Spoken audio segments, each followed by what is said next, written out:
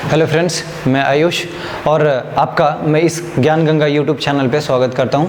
सबसे पहले आज से मैं इतिहास की पहली लेक्चर ले रहा हूं और इतिहास किस तरह से पढ़ाऊंगा मैं आपको बता चुका हूं। तो पहला, जैसा कि प्लान किया हुआ था, सिंधु घाटी सभ्यता पढ़ेंगे।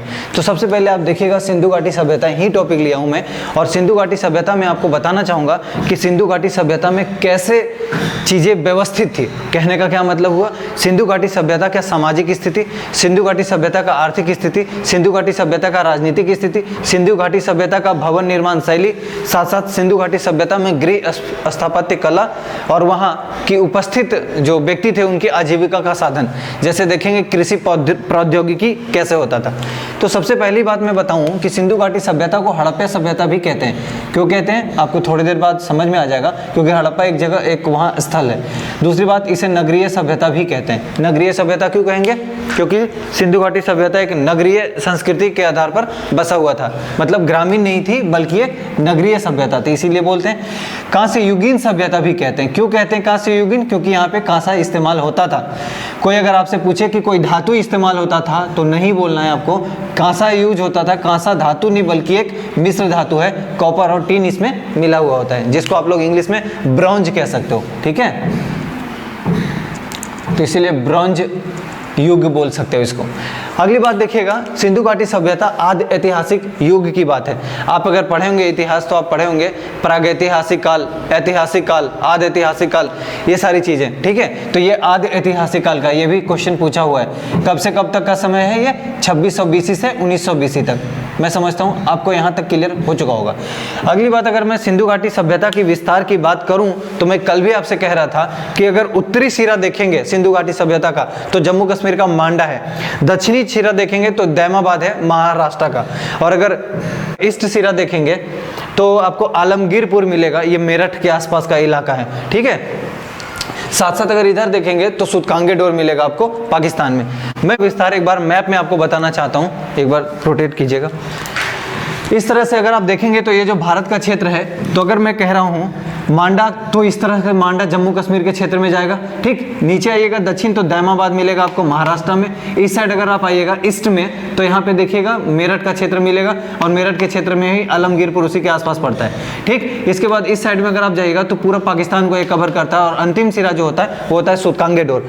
तो जो दो स्थल का मैं नाम लूंगा आपके सामने अभी, एक का नाम हड़प्पा, दूसरा का नाम मोहनजोदाड़ो।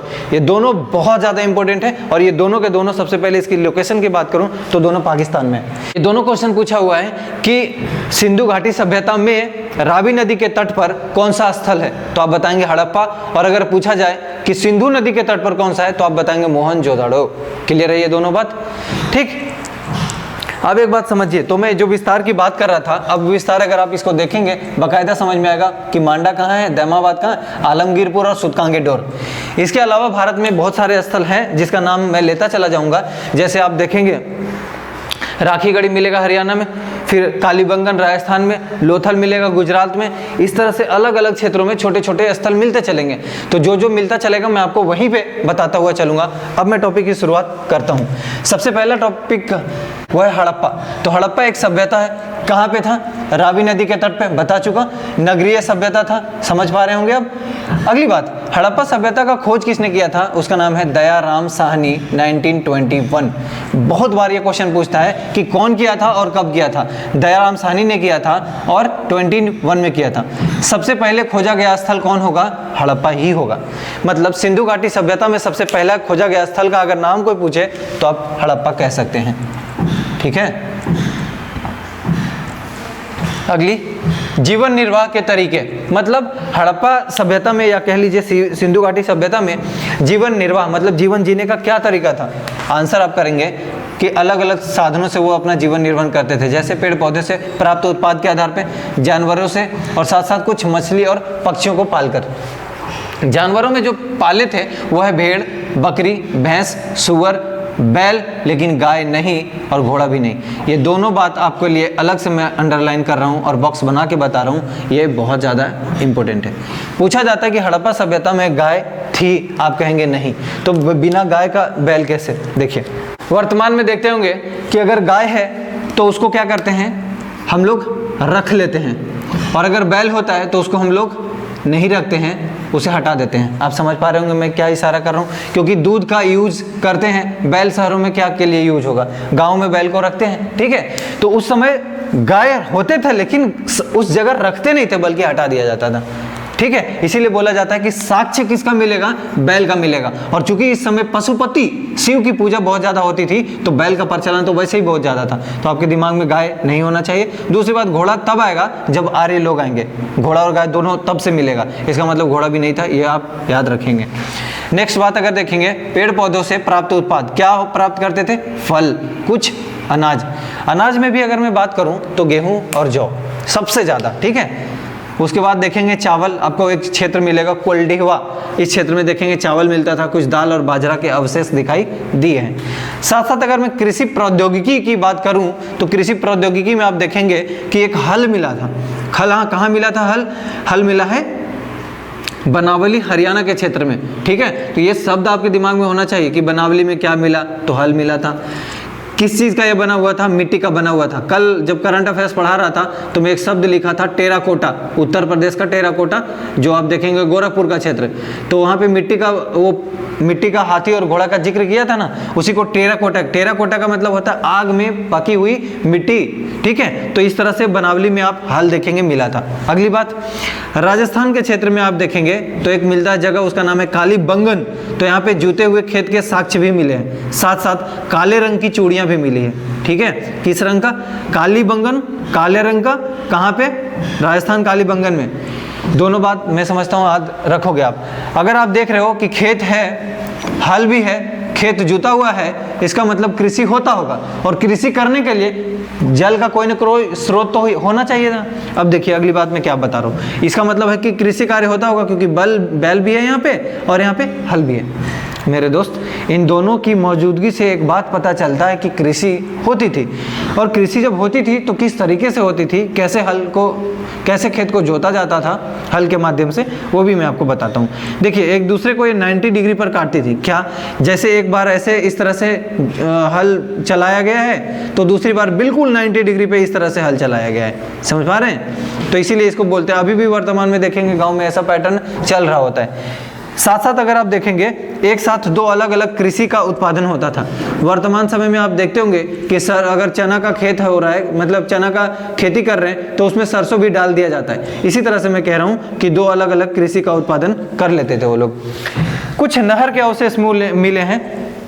देखिए सोतुरघई, इधर अफगानिस्तान में आपका एक क्षेत्र पड़ेगा, वहाँ पे क्या होता था, नहरों के स्रोत मिले हैं, मतलब नहर का कुछ अवशेष मिला। इससे पता चलता है कि उस समय नहर वो लोग बनाते थे और नहर के माध्यम से सिंचाई में सपोर्ट करते होंगे, सपोर्ट मिलता होगा।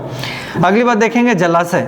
जलाशय का मतलब, जलाशय कहाँ मिलेगा, धौलावीरा में मिला था। तो ये कई बार पूछता है कि धौलावीरा में क्या मिला था, आप बता सकते हैं जलाशय। साथ साथ इस जलाशय से करते क्या थे, बेसिकली एग्रीकल्चर करते थे, मुख्य रूप से कृषि करते थे। और अगली बात करूँ तो ये तो हड़प्पा की बात कर रहा था, हालांकि हड़प्पा में और भी कुछ जो बातें आएंगे वो जोड़ता चला जाऊँगा। अब देखिए मोहनजोदड़ो कहाँ पे है, सिंधु नदी तट पर अवस्थित है, सबसे प्रसिद्ध पुरा स्थल है। ध्यान रहे, अगर कोई कहता है सबसे प्रसिद्ध पुरा स्थल क्या है, तब तो आप मोहनजोदड़ो बताएंगे। लेकिन अगर आपसे कोई ये पूछे कि सबसे पहला खोजा गया स्थल, तब आप हड़प्पा बताएंगे। समझ रहे हैं, ऐसा यहाँ पे गलती नहीं होनी चाहिए। मैं दोनों चीज आसपास में लिखा हुआ है, इन दोनों में आप कंपेयर कर लेंगे। देखिए इसको खोजने वाला कौन है, राखाल दास बनर्जी, और एक साल के बाद जस्ट 1922 में। कैसे याद रहेगा आपको, वहां पे मैं बताया था दयाराम साहनी DR, यहाँ पे क्या बोल रहा हूँ, राखाल दास बनर्जी। इसका मतलब ये जो DR है इसी को पलट देंगे तो RD नहीं हो जाएगा। मेरे हिसाब से आप मेरे इशारा समझ पा रहे होंगे, आप कर पाएंगे, सक्षम है इतना। नेक्स्ट, विशाल अन्नागार और स्नानागार यही मिला था, ठीक है। विशाल कैसा, अन्नागार भी और स्नानागार भी। तो सबसे पहले बताता चलूं, अन्नागार क्या करेंगे, अनाज रखने के लिए भंडार होता था, और स्नानागार क्या होता था, तालाब बना होता था नहाने के लिए, स्नान करने के लिए, ठीक। तो ये दोनों चीज कहाँ मिला है, हड़प्पा में नहीं, मोहनजोदड़ो में। क्लियर है ये बात। नेक्स्ट, यहाँ बस्ती दो भागों में विभाजित हुआ था, एक का नाम है छोटी बस्ती और दूसरे का नाम है बड़ी बस्ती। ये ध्यान रहे, अन्नागार और स्नानागार बार बार क्वेश्चन पूछता है, ठीक है। आप दोनों शब्द को देखिए, 1 2 3 4 5 6, 5-6 लेटर इसमें भी है, 5-6 इसमें भी है, 5-6 इसमें भी है। ये हड़प्पा में नहीं है 5-6 लेटर, हड़प्पा में देखिएगा तो कम है। इससे क्या समझ में आ रहा है कि स्नानागार और अन्नागार ये दोनों शब्द बड़े बड़े हैं और दोनों मोहनजोदड़ो से मिलते हैं। ऐसे करके कुछ करके टोटका चलिएगा, तभी इतिहास में आप शब्दों को याद रख पाइएगा। ठीक है, अगली देखिए छोटी बस्ती। छोटी बस्ती में मतलब क्या हुआ, ये छोटी बस्ती और बड़ी बस्ती का सीधा सीधा क्या मतलब है। छोटी बस्ती में साधारण लोग रहते थे, पहले तो ये समझ लीजिए, और यहाँ पे उच्च वर्ग के लोग रहते थे। ठीक है, जो उच्च वर्ग के रहेंगे उनको सुरक्षा चाहिए, अब समझ में आएगा। ऊंचाई पर बनाया गया था। दूसरी बात, चारों ओर से ये घिरा हुआ था। क्यों घिरा हुआ था? सुरक्षा के दृष्टिकोण से, इसीलिए इसको क्या बोलते हैं हम लोग, दुर्ग कहते थे, और यहाँ पे उच्च वर्ग के व्यक्ति निवास करते थे। नेक्स्ट बात बताता चलूं, बड़ी बस्ती। तो बड़ी बस्ती नीचे बसाया गया था, ठीक है, और चारों ओर से घिरा हुआ नहीं था। इसका सीधा सीधा मतलब है कि यहाँ पे आम जनता, सामान्य लोग रहते थे, इसीलिए इसको निचला शहर बोलते थे। ठीक है, और निचला शहर आकार में बड़ा होता था, ध्यान रहे। ठीक है, आकार में कैसा होता था, बड़ी लिखा हूं लेकिन ये ध्यान रहे, आकार में। ठीक, अगली बात देखिए, नगरीय सभ्यता। नगरीय सभ्यता का मतलब क्या हुआ, ईंटों से भवन का निर्माण हुआ था, और अगर ईंटों से भवन का निर्माण हुआ था तो कई बार उसका डायमेंशन पूछता है, लंबाई चौड़ाई ऊंचाई। जैसे आप लोग अगर ईंट देखे होंगे तो इसी तरह का कुछ ईंट देखते होंगे। ठीक है, तो L, B और H, तो यही बोल रहा है कि L:B:H जो होगा वो 4:2:1 होगा। ये दिमाग में रख लीजिएगा, यही लिखा हूं मैं। नेक्स्ट बात देखेंगे, ग्रिड पद्धति या प्रणाली। ग्रिड पद्धति या प्रणाली क्या है, ये क्वेश्चन आता हुआ रहता है और ये इंपॉर्टेंट है। कुछ नहीं है दोस्त, नालियों का निर्माण करते थे किस तरह से, ग्रिड पद्धति थे। जनरली आप देखेंगे, मैं हमेशा कोशिश करूंगा कि आपको मैप के थ्रू बताऊं, कोई डायग्राम के थ्रू बताऊं, ताकि आपके दिमाग में वो ज्यादा देर तक रह सके, ज्यादा दिन तक रह सके। देखिए इस तरह से क्या हुआ, ये सड़क बना हुआ है, इतनी जो चौड़ाई देख पा रहे हैं आप। ठीक है, तो इस तरह से यहाँ भी आप देखेंगे इतनी चौड़ाई में ये सड़क है, लेकिन सड़क के बिल्कुल किनारे से क्या बनाते थे, नली बनाते थे, नाले बनाते थे। तो इधर भी क्या देख रहे हैं आप, नाले देख रहे होंगे।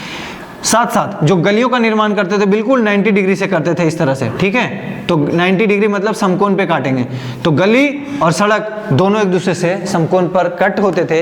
इसी पद्धति को, इसी बनाने के तरीका को ये ग्रिड पद्धति कह रहे हैं। ठीक है, साथ साथ देखेंगे कि घरों की नालियां और गलियों की नलियां गलियों और सड़कों के किनारे से ढकी हुई होती थी। इसका मतलब जो घरों की नाली होगी वो गली और सड़कों के किनारे किनारे बनाया जाएगा। साथ साथ देखेंगे बाकायदा उसको ढका जाता था। वर्तमान में भी ऐसा नहीं है जितना अच्छा हड़प्पा सभ्यता बना हुआ था, इसीलिए तो नगरीय सभ्यता कहते हैं। वेल डेवलप्ड उस समय का सभ्यता माना जाता है। ठीक है, अगली बात करूं तो गृह स्थापत्य कला का करूंगा। ठीक है, गृह स्थापत्य कला में आप एक चीज पढ़िए सबसे पहले कि वो घरों का निर्माण कैसे करते थे। तो घरों का निर्माण एक बहुत शानदार तरीके से मैं बताऊंगा आपको, डायग्राम के फॉर्मेट से। लिखने की ज़्यादा ज़रूरत नहीं है, आप अगर एक बार चीज़ों को समझ लेंगे तो आसान हो जाएगा आपके लिए। ठीक, तो सबसे पहली चीज़ इस तरह से निर्माण किया हुआ था, समझ पा रहे हैं आप। तो एक तरह से ये कंस्ट्रक्शन बनाया हुआ है, और ये जो देख रहे हैं इस तरह से ये सारे ये कमरे बने हुए हैं, रूम बने हुए हैं। ठीक है, इसका मतलब एक घर जब बनाते थे तो बीच में एक आंगन बनाते थे और उसके चारों ओर क्या करते थे, रूम बनाते थे, कमरे बनाते थे। साथ साथ बाहर से सीढ़ियां दी जाती थी ताकि वो छत पे जा सकें। मुख्य द्वार होता था और बिल्कुल आंगन के सामने नहीं होता था, आंगन से थोड़ा इतर होता था ताकि मुख्य द्वार से आंगन ना दिखे, क्योंकि आंगन में महिलाएं काम करती थी, कटाई का, बुनाई का, खाना बनाने का, ये सारे काम होते थे। साथ साथ देखेंगे कुआं बनाया जाता था प्रत्येक घर में। क्यों कुआं का इस्तेमाल क्या था, शुद्ध पानी इनको मिलता था यहाँ से, और लगभग टोटल सिंधु घाटी सभ्यता में देखेंगे तो 700 कुएं हैं। ठीक है, ऐसा लिखा हुआ है। नेक्स्ट बात देखेंगे तो जो मुख्य द्वार है, मुख्य द्वार से आंगन नहीं दिखता था, अभी आपको समझा ही रहा था। अगली बात, जो रूम यहाँ पे जहाँ पे कुआं है उसी जगह पे एक स्नानगृह बना होता था। ठीक, प्रत्येक घरों में ऐसा दिखता था और ये नालियों से बाकायदा जुड़ा हुआ था ताकि उसका जो जल होता है उसकी निकासी सही तरीके से हो जाए। जो कमरे बने होते थे आंगन के चारों ओर बने हुए होते थे, और बिल्कुल कमरे कहीं से नहीं दिखेगा, मतलब मेन गेट से नहीं दिखेगा, ऐसा विजिबिलिटी नहीं होती थी। साथ साथ जो विंडो खिड़कियां बनी हुई होती थी वो घरों के पीछे बना होता था, सड़कों के पीछे के साइड में बना होता था। ठीक है, तो इसीलिए मैंने क्या लिखा हूं, सड़कों के पीछे निर्माण किया गया था। साथ साथ अगर आप देखेंगे आंगन में काम, तो खाना बनाने का काम होता था, कताई और सिलाई का काम होता था। महिलाएं सभी घरेलू कार्य लगभग घरों के आंगन में ही करते थे। ठीक है, उसके बाद अगर देखेंगे अगली बात तो दुर्ग की कर रहा हूँ, वही वाली दुर्ग जो आप यहाँ पे देखे थे अभी थोड़ी देर, उचली और निचली शहर के पास।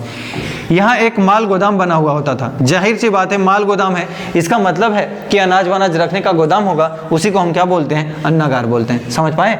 साथ साथ यहाँ पे देखेंगे तो एक विशाल स्नानागार मिलेगा। इसका क्या मतलब हुआ? स्नानागार का मतलब स्नान करने के लिए बना हुआ था। देखिए दुर्ग एक बड़ा शहर है, मतलब दुर्ग में बड़े लोग रह रहे हैं, उच्च वर्ग के लोग रह रहे हैं, तो जाहिर सी बात है अन्नागार और स्नानागार दोनों कहाँ मिलेगा? दुर्ग में मिलेगा। और ये दोनों अभी भी बताया कहाँ मिलेगा? मोहनजोदड़ो में मिलेगा, हड़प्पा में नहीं। क्लियर? अगली बात देखिए, ये आयताकार आकृति का होता था। कैसा बना हुआ होता था? तो देखिए स्नानागार इस तरह से, इसका मतलब इसकी तरफ दोनों साइड से, नॉर्थ के साइड से और साउथ के साइड से सीढ़ियां बनी हुई होती थी और यहाँ से एक नली का निकास दिया जाता था ताकि बीच बीच में पानी को निकाल दिया जाए। ठीक है? और यहाँ पे नहाना का काम किया जाता था, स्नान करने का काम किया जाता था। मेरे दोस्त कब करेंगे? कोई खास काम के लिए, जैसे यूज कब करते थे? कोई अनुष्ठानिक स्नान करने के लिए। इसका मतलब कोई अनुष्ठानिक मतलब कोई पूजा पाठ वगैरह का रहता था तो उसके लिए ये लोग इसका यूज इस्तेमाल करते थे। ईंटों को जोड़कर बनाया गया था। जाहिर सी बात है अगर कभी भी चीजों को निर्माण होता है तो आप देखेंगे इस तरह से ईंटों को एक दूसरे से जोड़कर बनाया जाता है, लेकिन जोड़ने के लिए जो यूज होता था उसका नाम है जिप्सम। ठीक है? तो जिप्सम के गारे का इस्तेमाल होता है, ये भी क्वेश्चन पूछ लिया गया है। साथ साथ नलियों से जल निकासी हेतु, मतलब नली का बनाया गया था जल निकासी हेतु, ये समझ गए आप। सीढ़ी उत्तरी व दक्षिणी दोनों ओर से बना होता था, यही मैं कह रहा हूँ। इस डायग्राम से आप देखिए उत्तरी साइड से और दक्षिणी साइड से, दोनों साइड से बना हुआ था। तो ये इस तरह से मैं हड़प्पा का शुरुआत किया हूँ और ये पहला लेक्चर था और दूसरा लेक्चर आपको जस्ट अगले दिन मिल जाएगा। इस तरह से मैं हड़प्पा को पढ़ाता हुआ चलूँगा। फिर भी कहीं पे अगर कोई इशू हो और आपको लगता है कोई और अच्छा तरीका हो सकता है तो ज़रूर सुझाव दीजिएगा और दोस्तों को फॉरवर्ड करते रहें, जितना ज़्यादा से ज़्यादा हो सके शेयर करते रहें। धन्यवाद।